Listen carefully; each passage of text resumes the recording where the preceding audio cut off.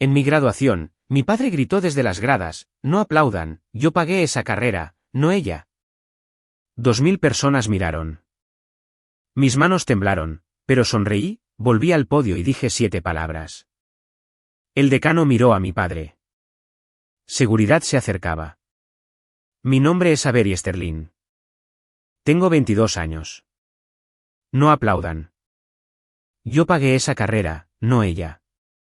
Mi padre gritó desde las gradas frente a 2,000 personas en el momento en que terminé mi discurso de despedida como valedictorian en la Universidad Estatal de Millbrook. Quiero que se queden con esa imagen. Un hombre con un blazer azul marino parado en un mar de familias sentadas, su voz rebotando contra las paredes del gimnasio mientras su propia hija se paraba en el podio con manos temblorosas y un cordón de honor dorado que ella misma había comprado. 2,000 personas guardaron silencio. Mi pulso latía tan fuerte que lo sentía en los dientes. Pero aquí está lo que mi padre no sabía. Trabajé en 3 empleos durante 4 años. Pagué hasta el último centavo de lo que él afirmaba era suyo. Y la decana sentada a 1 metro de mí en ese escenario ya tenía un expediente sobre su escritorio con su firma en 8 cheques que él nunca debió haber cobrado. Él pensó que se estaba llevando el mérito. En realidad, se estaba autoincriminando. Ahora, déjenme llevar los 6 años atrás, al otoño, hasta que tenía 16. La última semana que todavía tenía a mi madre. Mi madre, Eleanor Sterling, era profesora de biología de secundaria que podía hacer que la mitosis celular sonara como una historia de amor. Ella es la razón por la que me enamoré de la ciencia. Cada noche después de cenar, se sentaba conmigo en nuestra pequeña mesa de la cocina, esa con la pata tambaleante que siempre prometía arreglar, y revisábamos mi tarea juntos. Nuestro refrigerador estaba empapelado con mis calificaciones, mis cintas de feria de ciencias, mis certificados de honor. Ella pegaba cada uno con sus propias manos. Nuestra casa no era nada lujosa. 3 dormitorios en una calle tranquila de los suburbios de Dayton, Ohio, con una cocina que siempre olía a caldo de pollo y un patio trasero que necesitaba ser cortado. Pero mi madre hacía que se sintiera como el lugar más seguro del mundo. Mi padre, Robert, era una presencia diferente. Trabajaba como ajustador de seguros, un salario decente, horas estables, y se consideraba el proveedor, el hombre de la casa. Nunca asistía a las conferencias de padres y maestros. Ese es trabajo de mujeres, solía decir. Y mi madre apretaba los labios e iba sola. Él controlaba las finanzas familiares hasta el presupuesto de comestibles. Mi madre tenía una pequeña cuenta corriente propia, subdinero de independencia, como lo llamaba, una rebelión silenciosa de la que nunca hablaba en la cena. En el otoño de mi penúltimo año, mi madre fue diagnosticada con cáncer de pulmón en etapa 4. Ella nunca había fumado en su vida. El universo no se preocupa por la justicia. Sobrevivió 11 semanas después del diagnóstico. En esas últimas semanas, mientras yo me sentaba junto a su cama de hospital haciendo tarea de cálculo para que ella pudiera ver, a ella le encantaba verme trabajar. Dijo algo que no entendí hasta años después: irás a la universidad, querida. Ya me he encargado de eso. Pensé que se refería al espíritu. Pensé que me estaba dando permiso para soñar. Tenía una vieja computadora portátil, una del maltrecha con una bisagra rota que empaqué en una caja después del funeral y no pude abrir durante años. Esa computadora portátil lo cambiaría todo, pero yo aún no lo sabía. Mi madre murió un martes. La cocina se quedó en silencio después de eso. La semana después del funeral, mi padre se movió rápido. Cerró la cuenta corriente personal de mi madre, su dinero de independencia, y lo transfirió todo a la suya. Recogió su correo, sus documentos, sus archivos en una sola caja que guardó en el armario de su oficina.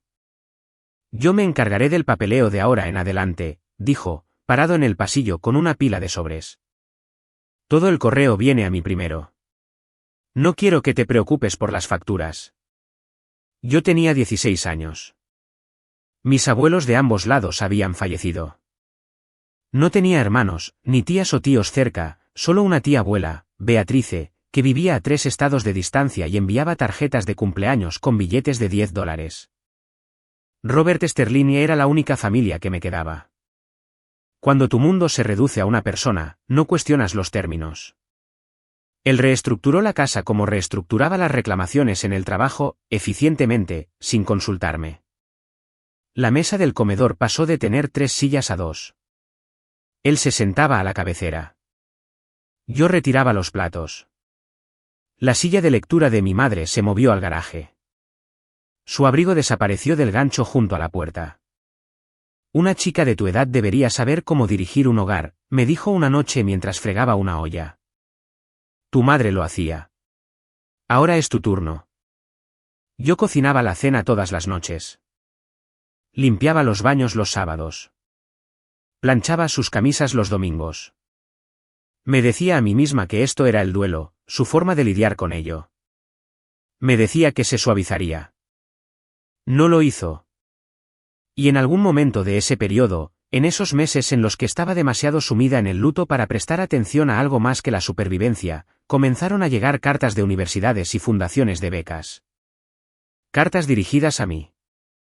Mi padre recogía el correo todas las tardes a las 4:15. Nunca vi ni una sola. El último año, solicité ingreso a la Universidad Estatal de Millbrook, una sólida escuela pública de investigación a unas 4 horas de casa. Escribí mis ensayos de solicitud en la mesa de la cocina después de los platos, el mismo lugar donde mi madre solía sentarse conmigo. Me aceptaron. Cuando llegó el correo electrónico de aceptación a mi dirección escolar, lo imprimí y lo llevé a casa como un trofeo. Mi padre lo leyó en la mesa, masticando su cena, y lo dejó junto a su plato. Está bien, dijo, lo permitiré. ¿Permitirlo? Como si la universidad fuera un favor, no mi futuro. Luego vinieron las condiciones. Me sentó ese fin de semana con una libreta legal. Al hombre le encantaban las libretas legales. Y me expuso los términos. Él cubriría los grandes costos. A cambio, yo contribuiría con $800 al mes de un trabajo. Tu parte, lo llamó. No estoy criando a alguien que piensa que el mundo le debe algo. $800 al mes se sentían enormes. Pero yo asentí. Él estaba pagando el resto después de todo. Eso fue lo que me dijo. Eso fue lo que creí. Lo que no sabía, lo que no sabría hasta 3 años después, era que no había resto. No había factura de matrícula con el nombre de Robert Sterling. Una beca completa ya había cubierto cada centavo. Les contó una historia diferente a nuestros parientes. En una barbacoa familiar ese verano, lo escuché presumiendo junto a la parrilla, cerveza en mano. Nadie me ha regalado nada. Estoy pagando el futuro de esa chica de mi propio bolsillo. Eso es lo que hace un padre de verdad. Todos asintieron. Alguien le dio una palmada en la espalda. Ese otoño, me llevó al campus en su nueva Ford F-150. Comprada esa primavera con efectivo. Bono de fin de año, había dicho. No se me ocurrió cuestionarlo. Debí haberlo hecho. El primer año, me convertí en 3 personas. Por las mañanas, era tutora de química en el centro de aprendizaje del campus. $15 la hora. Principalmente estudiantes de primer año que no podían balancear ecuaciones.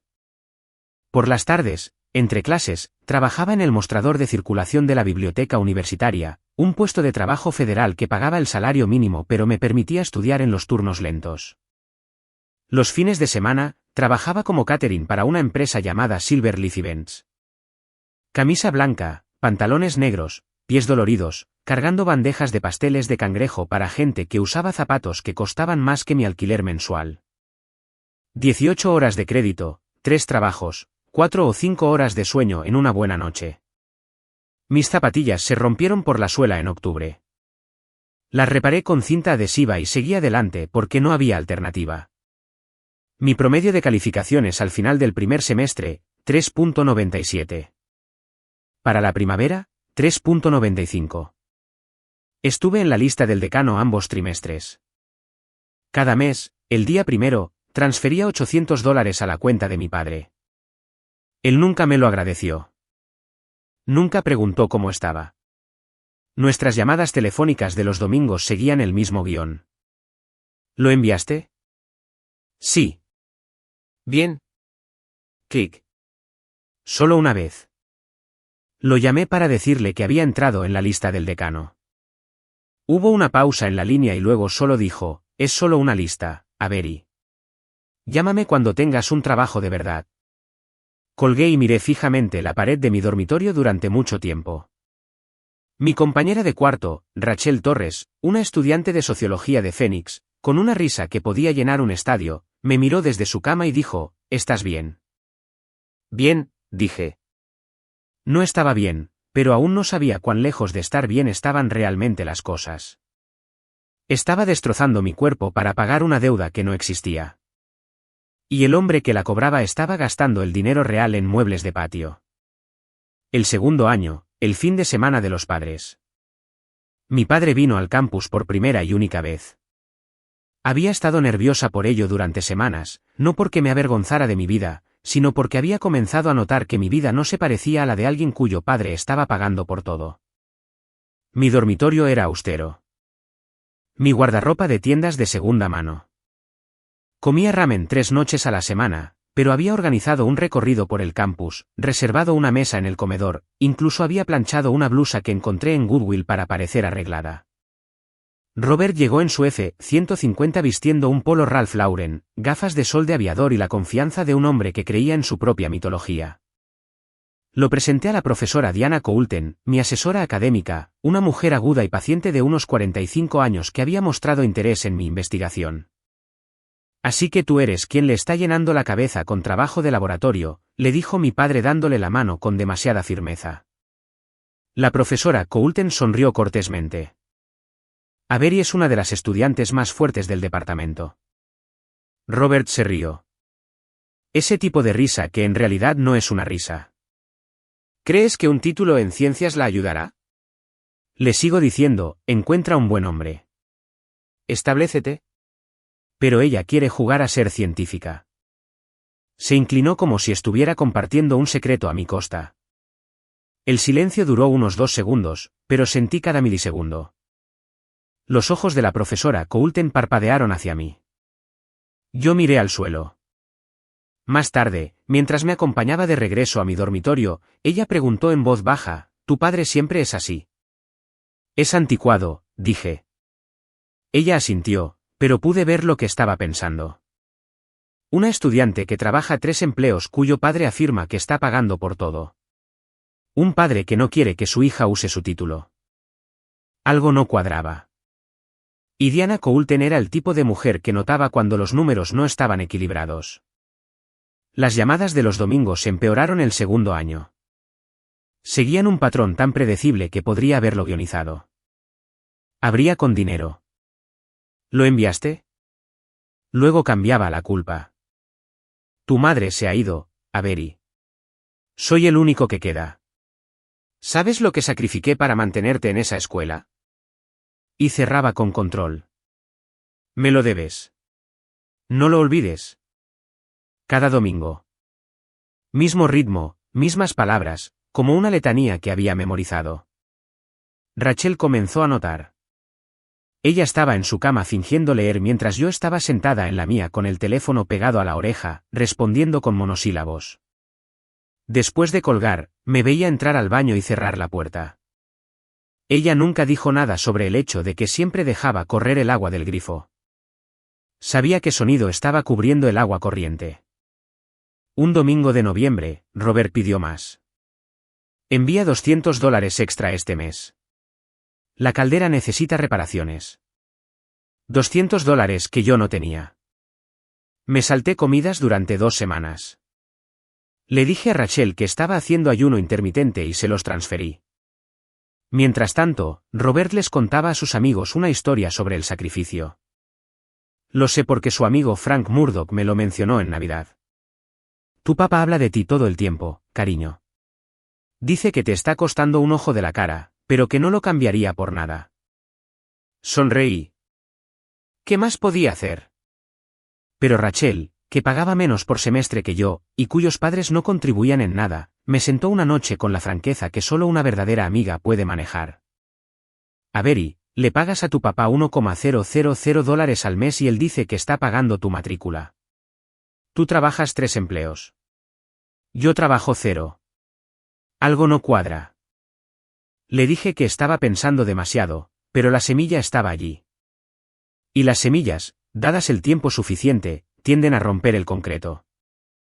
Acción de Gracias, segundo año. Conduje a casa en un coche prestado y empecé a cocinar a las 5 de la mañana. Robert había invitado a unas 15 personas, primos, viejos vecinos, algunos amigos del trabajo. Compró un pavo de Whole Foods y me pidió que lo sirviera en nuestro mejor plato para que pareciera casero. No le digas a nadie que no lo cociné, me dijo. Y pensé, todo en ti es una actuación. A las 6 de la tarde, la casa estaba llena. Hice los acompañamientos desde cero: puré de papas, cazuela de judías verdes, pan de maíz, 2 pasteles. Mi mano olía a salvia y mi espalda me dolía de estar de pie desde el amanecer. Robert se sentó a la cabecera de la mesa con una camisa de botones planchada, interpretando al patriarca. Antes de que nadie tocara la comida, levantó su copa. Este año, gastaré más de $30,000 para que Avery vaya a la escuela. ¿Quién más puede decir eso? Pero eso es lo que hace un padre.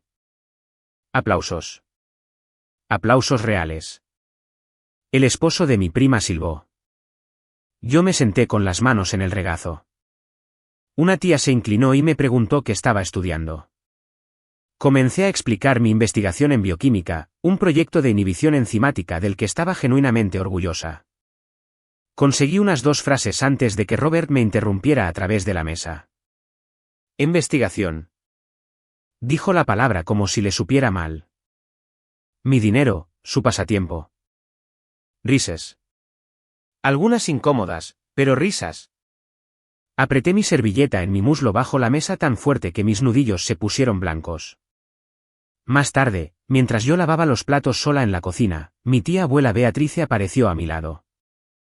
Secó un plato en silencio por un momento, luego dijo muy quedamente: tu madre estaría muy orgullosa, querida. Hizo todo lo posible para asegurarse de que estuvieras bien cuidada. ¿Sabes eso, verdad? No sabía a qué se refería. Gracias, tía Beatrice, dije. Ella me dio una palmada en la mano y no dijo nada más. Pero la expresión en su rostro, algo entre tristeza y disculpa, permaneció conmigo mucho después de que conduje de regreso al campus. Al final del segundo año, mi promedio era un perfecto 4.0. Lista del decano por 4º semestre consecutivo. La profesora Coulten me nominó para un puesto de investigación de pregrado en el laboratorio de biología molecular, un puesto que generalmente se daba a estudiantes de 3er y 4º año. Lo conseguí. Llamé a Robert un domingo, preparándome para el guión habitual. Bien, dijo. Una palabra. Pero de él, se sintió como una ovación de pie. Colgué y me encontré sonriendo en el espejo, sonriendo de verdad, y odié que una sola sílaba de aprobación tibia de este hombre todavía pudiera hacerme sentir como si hubiera ganado algo. Lo que no sabía era por qué estaba de buen humor. La Fundación de Becas Petón acababa de depositar el desembolso del semestre de otoño, $15,500, en la cuenta conjunta. Mi padre estaba teniendo una muy buena semana. Ese verano, me fui a casa por 2 semanas antes de recoger turnos adicionales de catering. Lo primero que noté, un nuevo juego de patio en el patio trasero. Hierro forjado, mesa con tapa de cristal, 6 sillas, el tipo de juego que ves en las revistas de hogar. ¿Cuándo compraste esto?, pregunté. Me doy un capricho de vez en cuando, dijo. Dios sabe que me lo merezco. Pasé ese verano comiendo fideos instantáneos en mi dormitorio y tomando turnos dobles. Robert se sentaba en su nuevo patio bebiendo té helado. Lo segundo que noté, y esto sí que dolió. Mi habitación había desaparecido. Él la convirtió en una sala de estar. Televisor de pantalla plana montado en la pared donde solía estar mi estantería. Un sillón reclinable de cuero donde había estado mi cama. Mis cosas, libros, fotos, la caja de las pertenencias de mi madre estaban apiladas en el garaje. Tienes una habitación en la escuela, me dijo cuando me paré en el umbral. No la necesitas. Dormí en el sofá esa noche, y no volví a casa por mucho tiempo. El tercer año lo cambió todo, y comenzó con una bisagra rota. Cuando Robert despejó mi dormitorio, Había movido la vieja computadora portátil del de mi madre a una caja en el garaje junto con todo lo demás. Durante mi breve visita de verano, la había rescatado, la metí en mi bolsa de lona sin pensarlo mucho. Había estado en el armario de mi escuela durante 2 años. No podía obligarme a abrirla. Encenderla se sentía como escuchar su voz, y no estaba lista.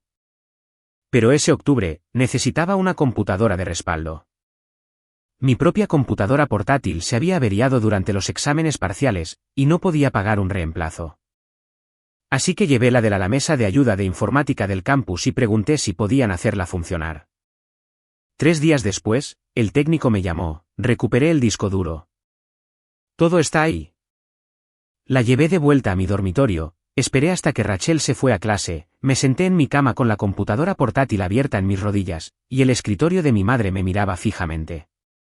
Su fondo de pantalla era una foto de las dos en la feria estatal, a los 12 años, algodón de azúcar en mi barbilla. Abrí su correo electrónico. La mayor parte eran boletines informativos ordinarios, correspondencia escolar, un hilo con la tía Beatrice sobre una receta. Pero en la carpeta de borradores, lo encontré. Un correo electrónico a la Fundación de Becas Petón con fecha del 14 de marzo, 3 meses antes de que muriera. Adjunta una solicitud completa para el premio de becarios Petón, una beca completa por mérito por valor de $31,000 por año. La solicitud era para mí. Debajo del borrador en su carpeta de elementos enviados, una respuesta de confirmación de la Fundación. Estimada señora Sterling, hemos recibido su solicitud en nombre de Avery M. Sterling. Se le notificará nuestra decisión antes del 1 de agosto. Mi madre se estaba muriendo y pasó sus últimas semanas llenando solicitudes de becas desde una cama de hospital. Lo leí 4 veces. Mis manos no dejaban de temblar. Dijo que se había encargado. Lo decía literalmente.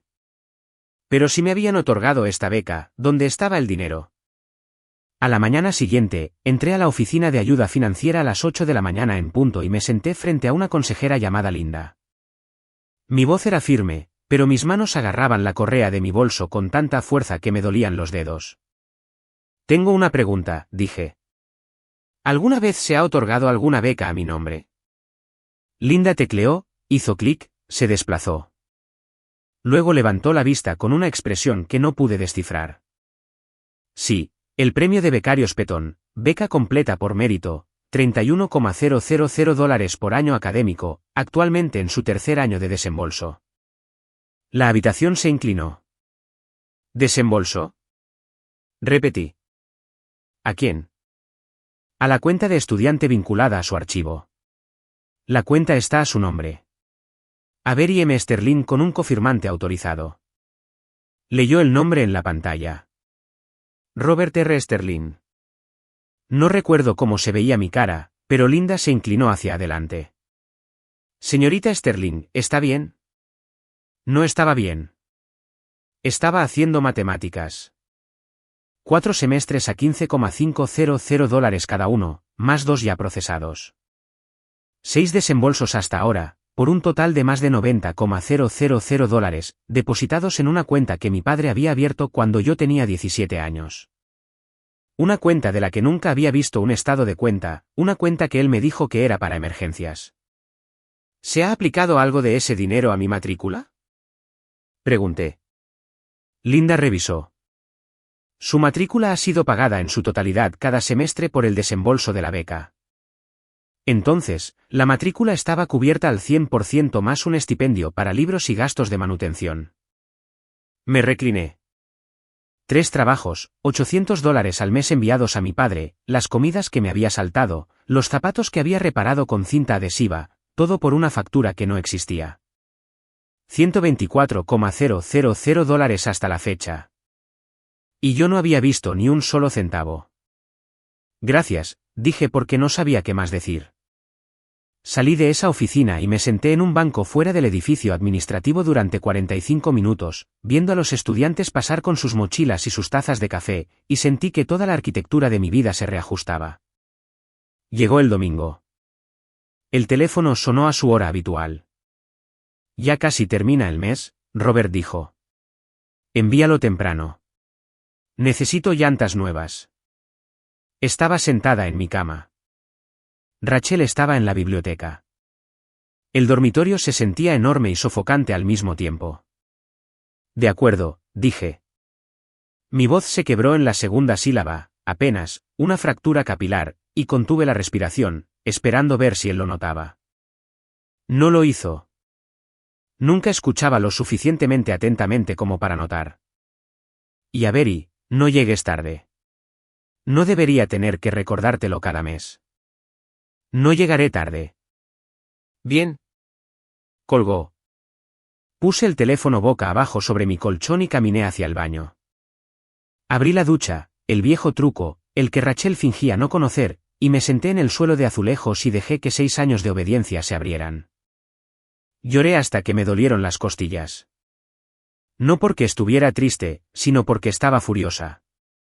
Porque cada hora que pasé organizando libros en la biblioteca a $7.25 la hora, cada noche de sábado cargando copas de champán para extraños en salones de baile, cada problema de cálculo que resolvía a las 2 de la madrugada entre turnos.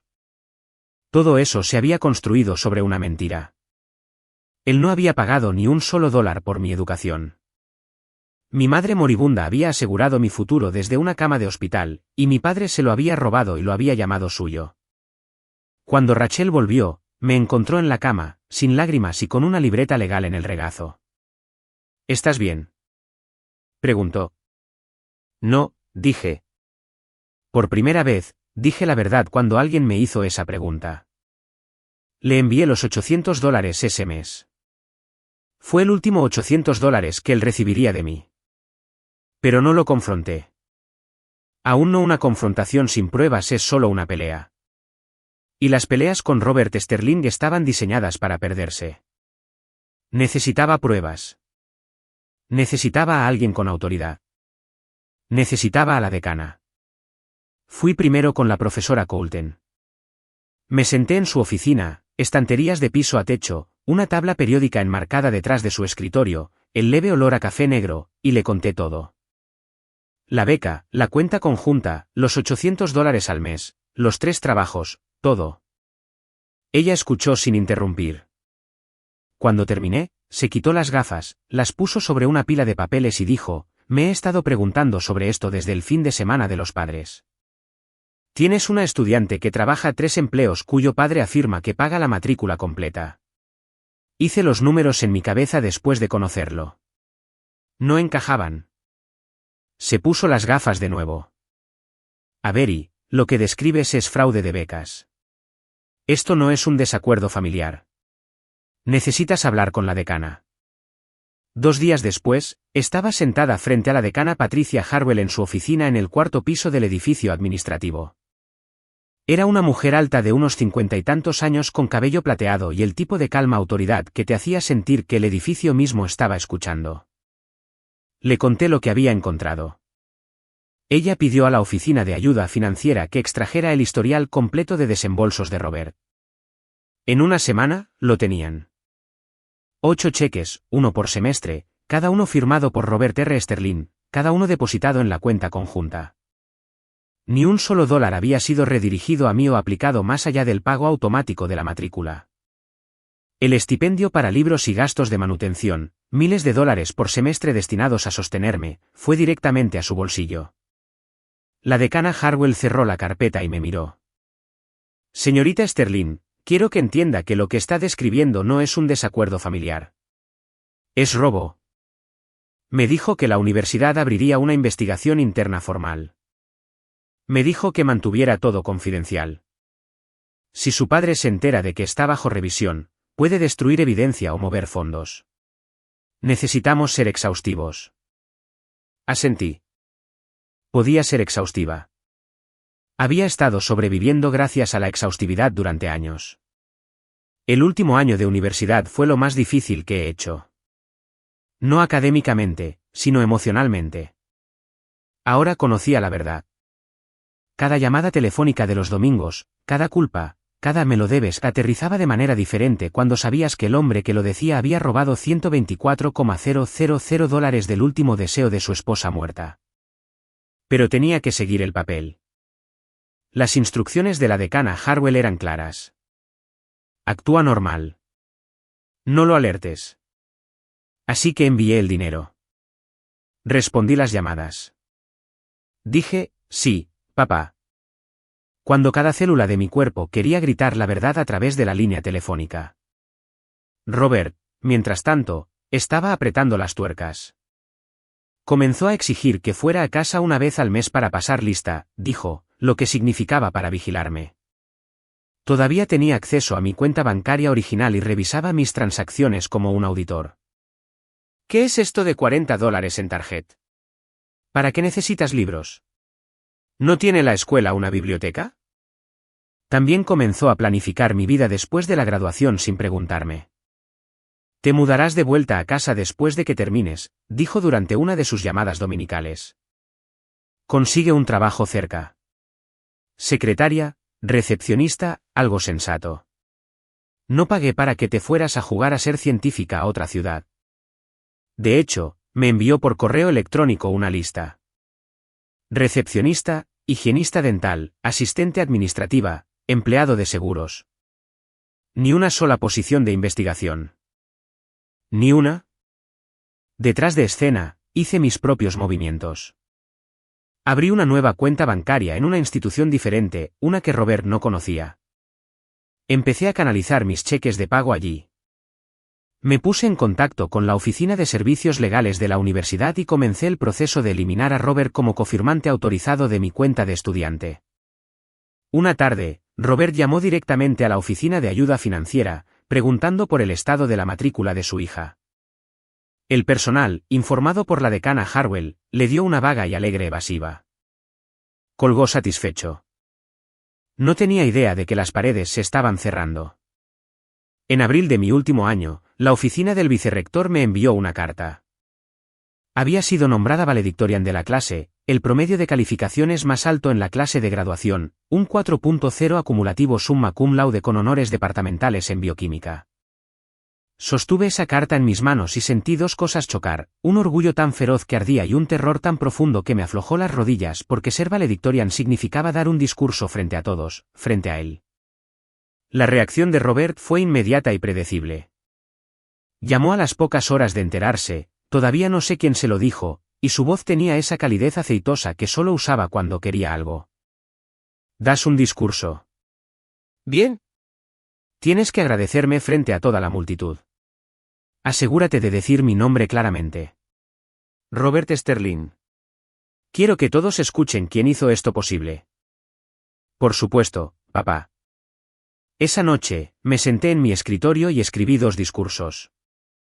El primero era el falso, una oda pulida y agradecida al sacrificio paternal, llena de frases como, no podría haberlo hecho sin el firme apoyo de mi padre. Se lo envié por correo electrónico a Robert. Lo leyó, lo aprobó y respondió con una sola línea, finalmente, ya era hora de que mostraras algo de respeto.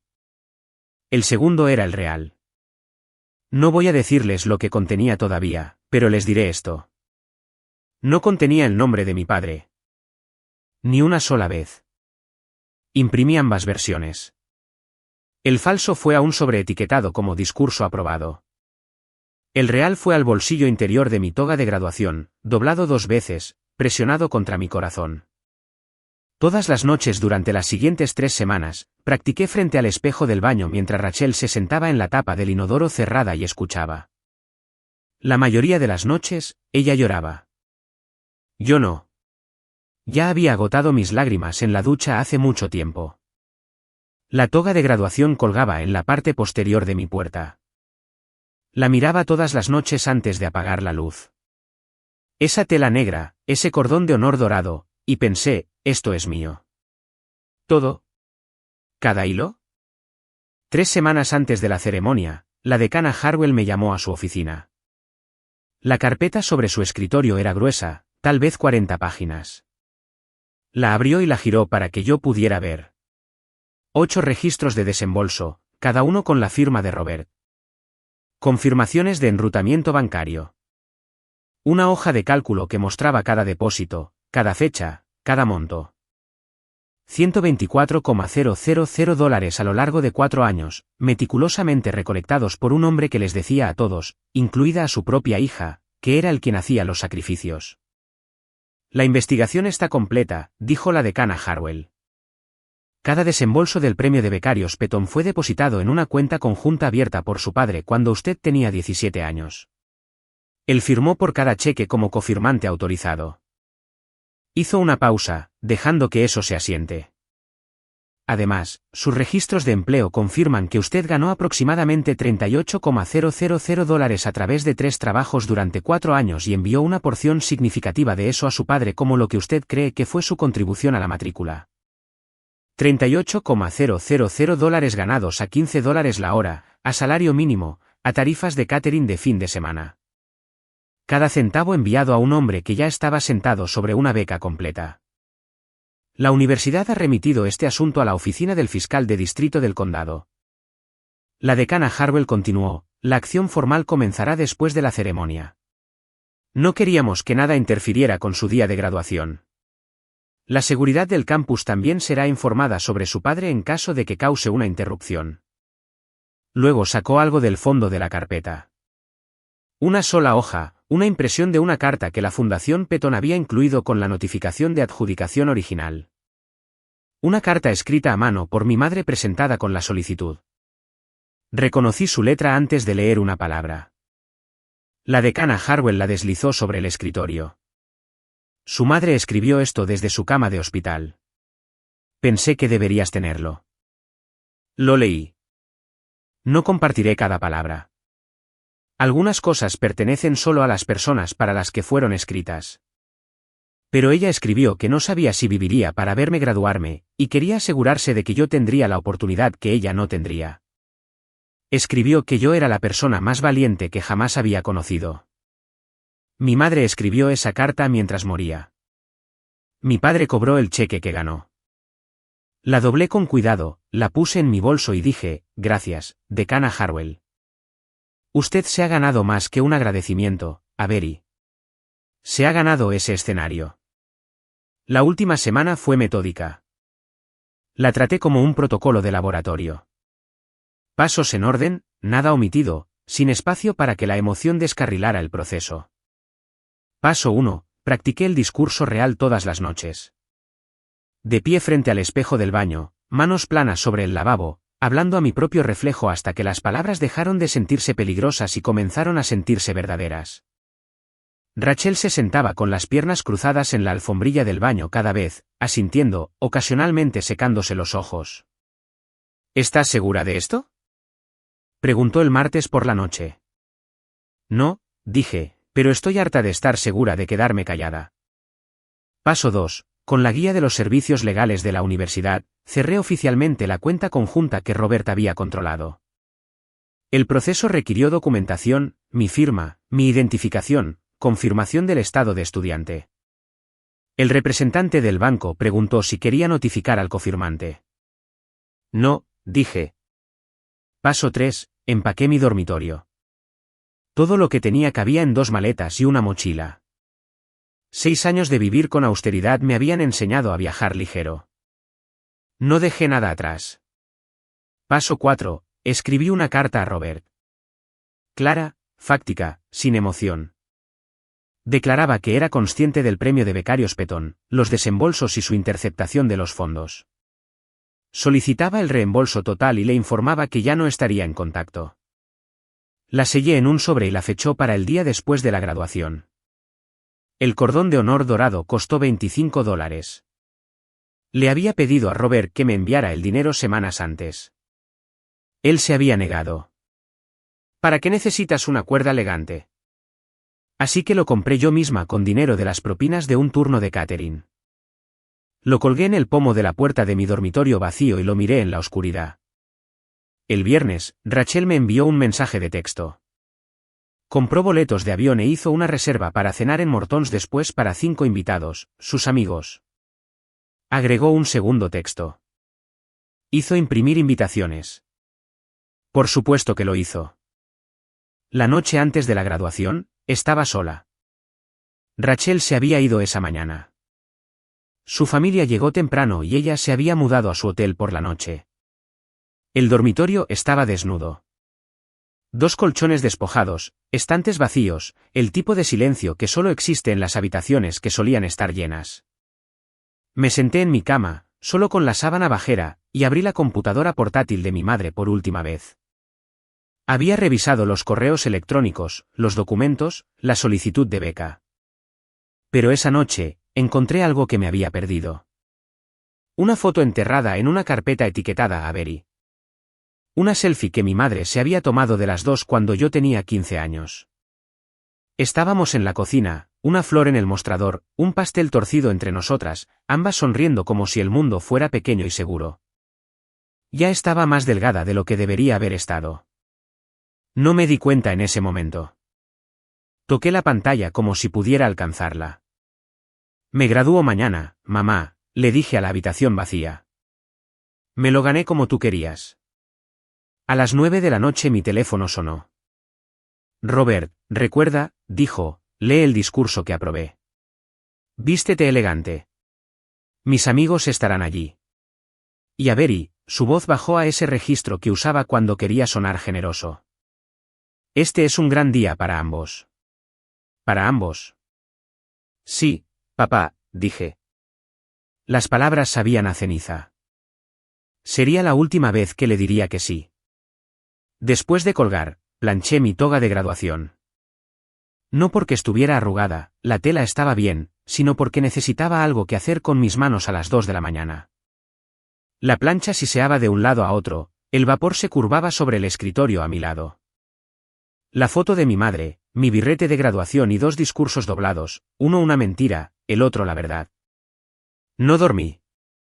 Miré el techo hasta que el cielo se puso gris. 7 de la mañana. Me puse la toga. La tela era más pesada de lo que esperaba. O tal vez era solo la mañana. Me puse el cordón de honor dorado sobre los hombros y ajusté mi birrete en el espejo. La borla colgaba a la derecha. Después de la ceremonia, la movería a la izquierda. Esa era la tradición. En este momento, se quedó donde estaba. El auditorio de la Universidad Estatal de Millbrook tiene capacidad para 2,200 personas. Cuando llegué tras bambalinas a las 8:15, ya podía escuchar el rugido bajo de las familias llenando las gradas. Risas, el chirrido de los asientos plegables, el grito de deleite de un niño pequeño de alguien. El escenario estaba preparado para la ocasión.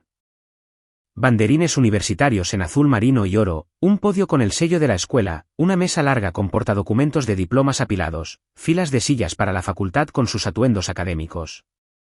La decana Harwell me encontró en el área de preparación. Llevaba sus batas doctorales, negras con galones de terciopelo, y me estrechó la mano con ambas. Todo está en su lugar, dijo en voz baja. La seguridad ha sido informada. Solo da tu discurso. Sus ojos se encontraron con los míos, firmes, un ancla. Miré a través del hueco de la cortina. El auditorio estaba casi lleno. 2,000 personas, padres con cámaras, hermanos sosteniendo flores, abuelos en sus mejores galas dominicales. Y allí, justo en el centro de las gradas, sección C, fila 12, mi padre. Llevaba un blazer azul marino con botones de latón, una corbata roja de poder. Su cabello recién cortado. Parecía un hombre preparándose para recibir un premio. A sus flancos había 5 de sus amigos, hombres de unos 50 años, tipos con los que jugaba al póker, bebía, a los que les contaba historias. Las historias sobre sus sacrificios, su dinero, su hija. Noté algo en el asiento vacío a su lado. Una pequeña tarjeta. Estaba demasiado lejos para leerla, pero más tarde me enteraría de lo que decía. Cordialmente invitado a celebrar la graduación de mi hija, hecha posible por Robert Sterling. Él había hecho imprimir invitaciones con su nombre más grande que el mío. La profesora Coulten, sentada en la sección de la facultad, captó mi mirada y me dio un solo y firme asentimiento. Toqué el discurso doblado en mi bolsillo interior. El real, el que contenía la verdad. De acuerdo, susurré a nadie, a mi madre. Vamos. El Pampan Circumstance llenó el auditorio como una ola. Comenzó la procesión. Caminé al frente, el privilegio de la valedictorian, birrete recto, hombros hacia atrás, la toga rozando el suelo. Detrás de mí, 462 graduados desfilaron de dos en dos. Un río de tela negra y sonrisas nerviosas. La audiencia se puso de pie. Las cámaras destellaban. Los padres se estiraban, escaneando la fila en busca de sus hijos. Mantuve la vista al frente, pero pude escuchar a Robert. Su voz resonaba como siempre lo hacía, retumbando desde las gradas. Ahí está mi hija, justo al frente. Algunas personas a su alrededor sonrieron cortésmente. Sus amigos aplaudieron. Subí los escalones del escenario y tomé mi asiento. La silla designada a la derecha del podio, separada de la fila de la facultad por una pequeña mesa con una jarra de agua y un vaso. El escenario se sentía enorme. Debajo de mí, 2,000 caras. Detrás de mí, una pancarta. Ceremonia de graduación de la Universidad Estatal de Millbrook, clase de 2025. El vicerrector dio los discursos de apertura. Un fideicomisario leyó una citación. El coro de la universidad cantó. No escuché nada de eso. Mi pulso era una batería. El discurso doblado en mi bolsillo se sentía como si pesara 10 libras. Luego el maestro de ceremonias, el decano asociado, se acercó al podio. Es un honor presentar a la valedictorian de este año, Avery Sterling, quien mantuvo un promedio de 4.0 perfecto durante 4 años mientras trabajaba en 3 empleos simultáneos.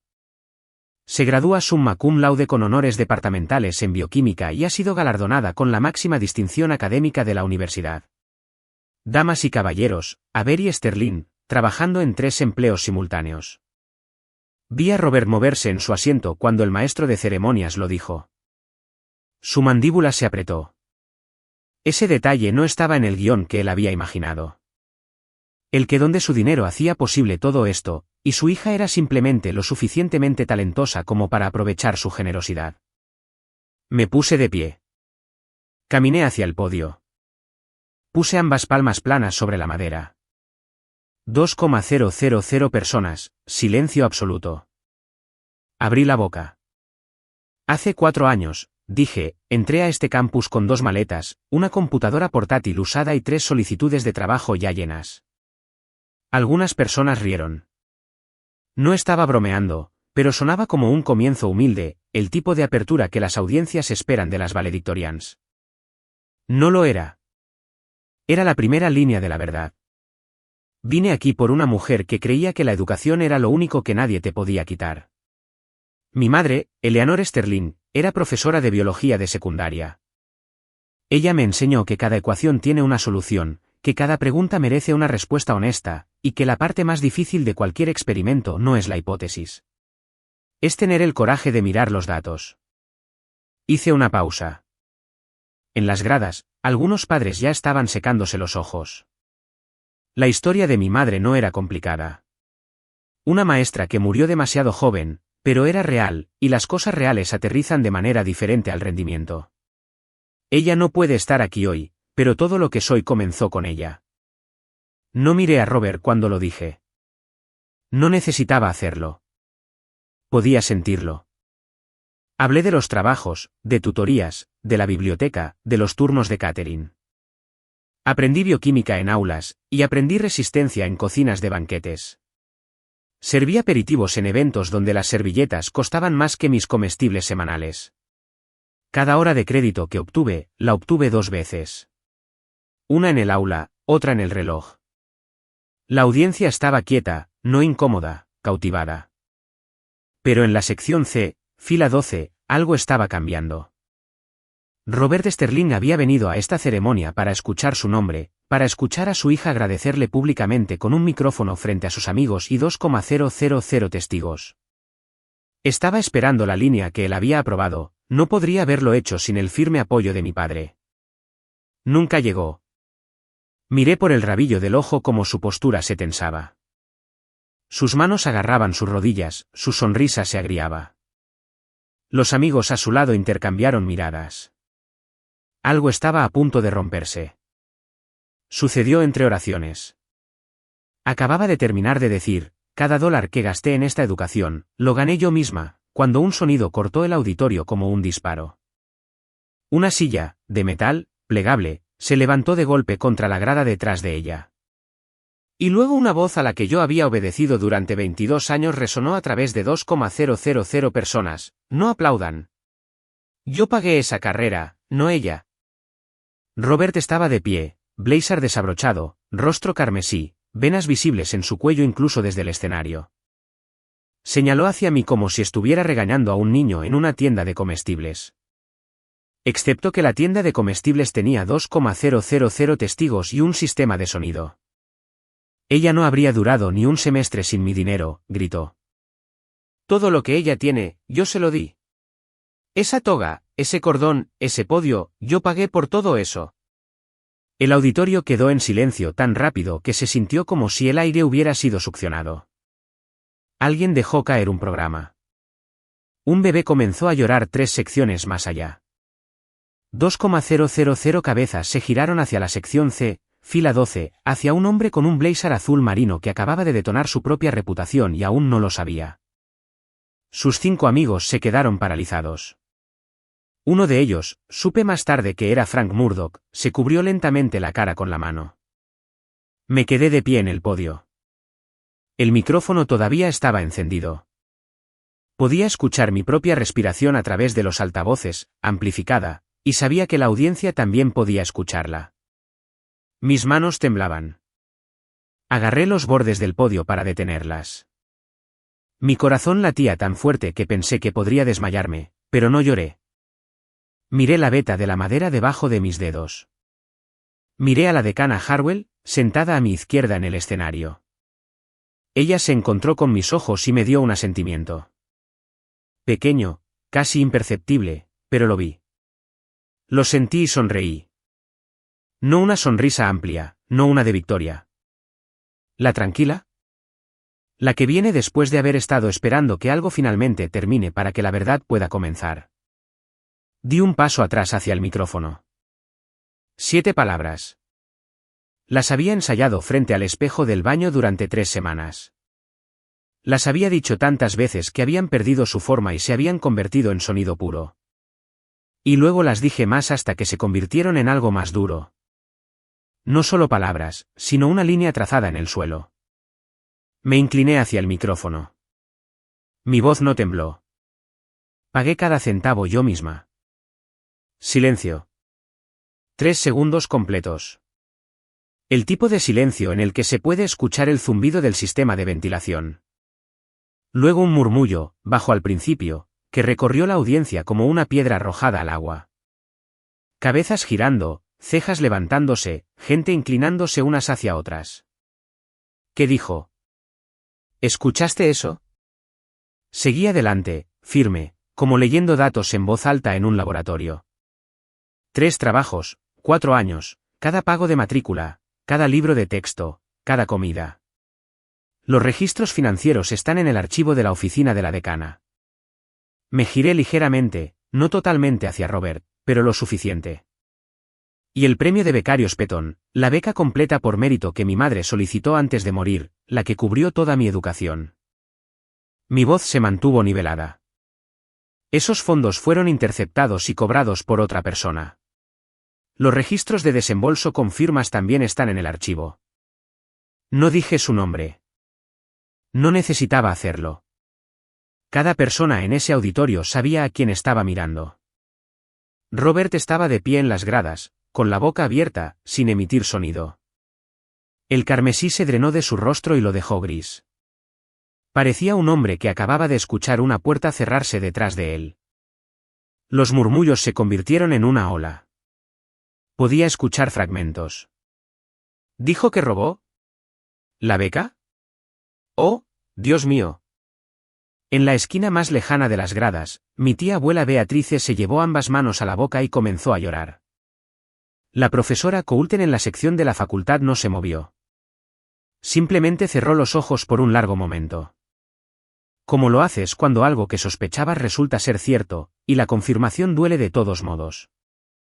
Dobló la carta. Ella no pudo acompañarme al campus, dije. así que pavimentó el camino en su lugar. La ovación de pie comenzó en la sección de la facultad y rodó hacia afuera como una marea. 2,000 personas se levantaron. El sonido era enorme. No solo aplausos, sino algo más fuerte que los aplausos. Reconocimiento. Testimonio. Me paré en el podio y dejé que me inundara. Y por primera vez en 6 años, no sentí que estaba cargando nada sola. Después de la ceremonia, después de que se otorgaron los diplomas, se movieron las borlas, se lanzaron los birretes, entré al área de recepción con mi toga desabrochada y mi cordón de honor todavía alrededor de mi cuello. Compañeros de clase me abrazaron. Extraños me estrecharon la mano. Una mujer con lágrimas todavía en su rostro dijo, «Tu madre crió a una guerrera, y logré mantenerme firme apenas». Luego, un hombre que no reconocí de inmediato apareció a mi codo. Tenía unos 50 y tantos, corpulento con cabello gris ralo y la complexión rubicunda de alguien que pasaba los fines de semana en un bote. Llevaba una chaqueta deportiva que no le quedaba del todo bien, las mangas demasiado cortas, los botones tensos. Uno de los 5 invitados de Robert. Señorita Sterling, soy Frank Murdoch. Soy. Era amigo de su padre. ¿Sé quién es usted, señor Murdoch? No podía mirarme a los ojos. Su mirada seguía yéndose al suelo, a la pared, a cualquier lugar. Quiero que sepa que he tenido dudas durante un tiempo. Su padre siempre hablaba de cuánto estaba sacrificando, de lo cara que era, pero el año pasado compró un bote de pesca, en efectivo, y pensé, ¿de dónde viene ese dinero? Un ajustador de seguros. Sacudió la cabeza. No pregunté. Debería haberlo hecho. Metió la mano en su chaqueta y sacó una de las invitaciones personalizadas de Robert, la pequeña tarjeta con hecho posible por Robert Sterling en letras en relieve. La sostuvo entre 2 dedos, luego la rasgó lentamente por la mitad y dejó caer los trozos en el bote de basura más cercano.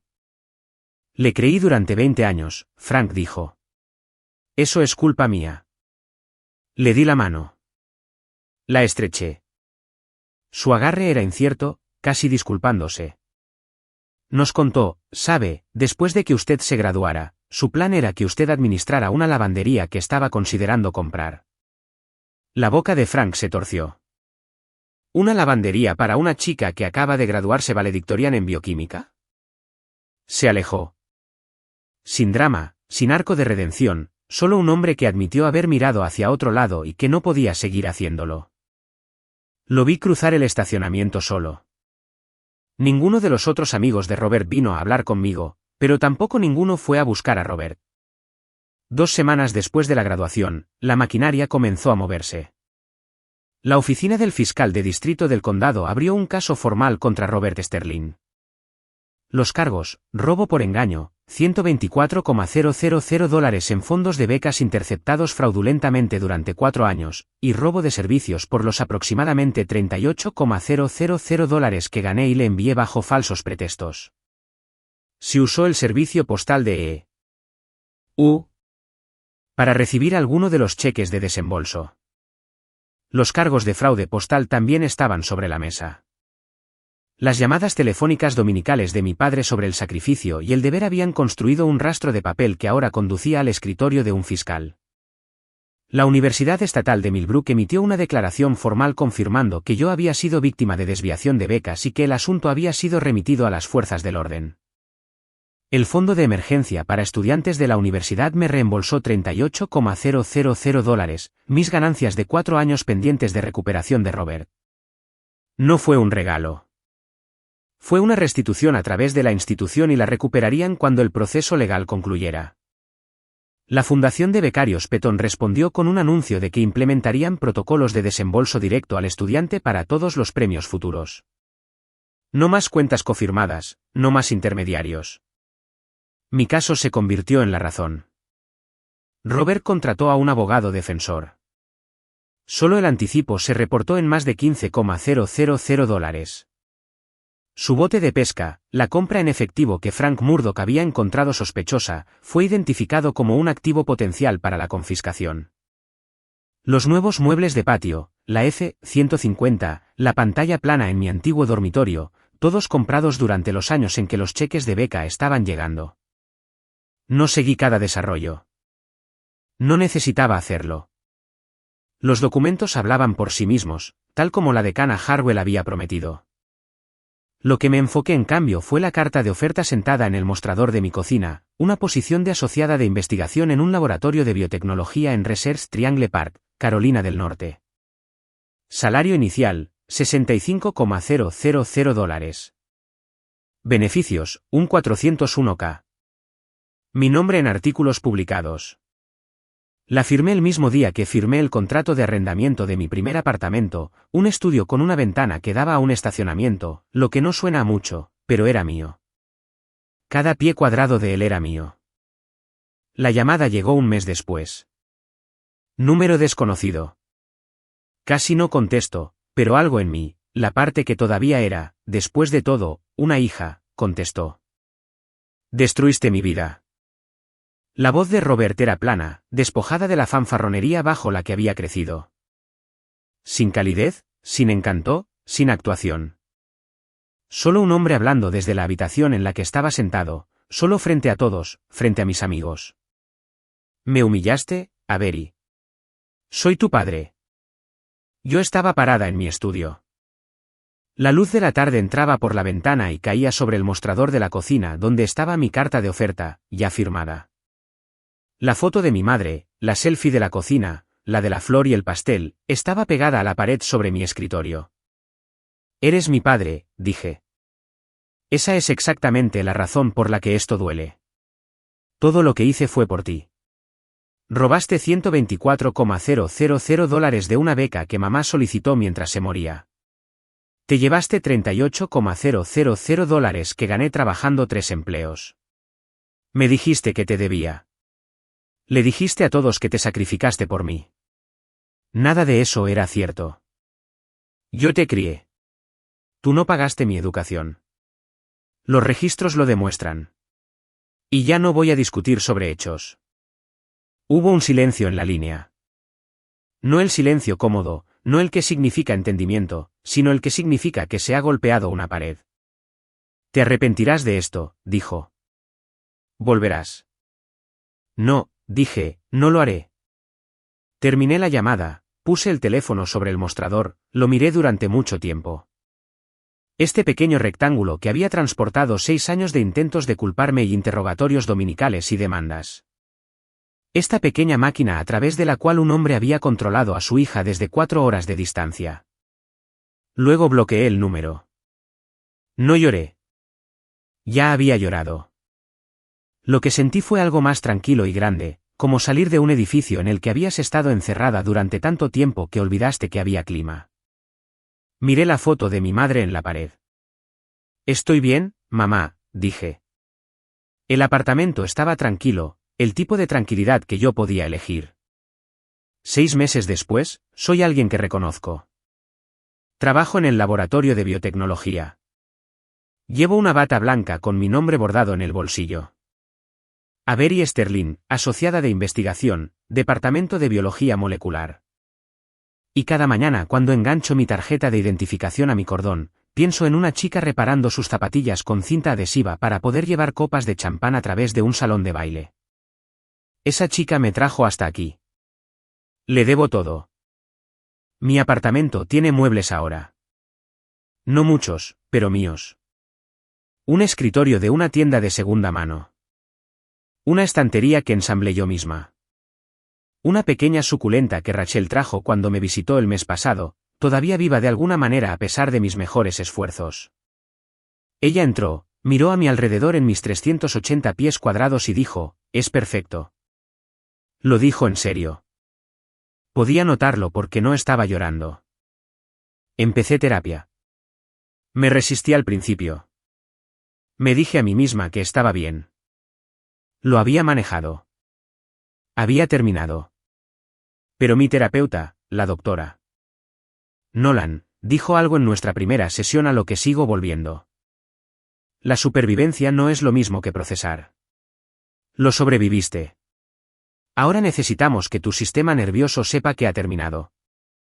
Ella tiene razón. 6 años de hipervigilancia no desaparecen solo porque te mudaste a una ciudad nueva. La tía Beatrice llama todos los domingos ahora. Se disculpó por no haber hablado antes. Había sospechado algo durante años, pero no podía probarlo y no quería entrometerse. Le dije que lo entendía. Lo hacía. El silencio frente al poder es una estrategia de supervivencia que conozco íntimamente. En cuanto a Robert, hasta donde sé, estaba negociando un acuerdo con el fiscal de distrito. Libertad condicional, restitución obligatoria, servicio comunitario. Su abogado argumentaba que una sentencia de prisión haría imposible el pago. No sé el resultado. No lo compruebo. Ese capítulo se cerró en el momento en que bajé de ese escenario. No le debo más de mi atención. Así que esa es la historia. Si has llegado hasta aquí, quiero quedarme contigo un minuto más, no para dar un sermón, no para dar consejos, solo para decirte algunas cosas que aprendí. El tipo de cosas que solo puedes aprender viviendo algo que no elegiste. Solía creer que el silencio era lealtad, que soportar el maltrato de alguien que se suponía que te amaba era lo mismo que honrarlos. No lo es. El silencio frente a la injusticia no es respeto. Es una prisión que construyes a tu alrededor, un sí, papá a la vez. El día que dejé de decir que sí fue el día que comencé a respirar. También aprendí esto: guarda tus registros, guarda tus correos electrónicos, guarda tus recibos de pago, guarda cada trozo de papel que cuenta la verdad sobre tu vida porque llegará un día en que alguien intentará reescribir tu historia y necesitarás los recibos. Los documentos no mienten. Las personas sí. Deja que el papeleo hable. Y quizás lo más importante, establecer un límite con alguien a quien amas no es un acto de guerra. Es un acto de supervivencia. No corté a mi padre de mi vida porque lo odiaba. Lo hice porque finalmente me amé lo suficiente como para dejar de dejar que se llevara lo que no era suyo. Si estás en una situación como la mía, si alguien está usando la culpa o la obligación o la familia como una herramienta para controlarte, sepas esto: no estás sola. Y no les debes tu silencio a nadie.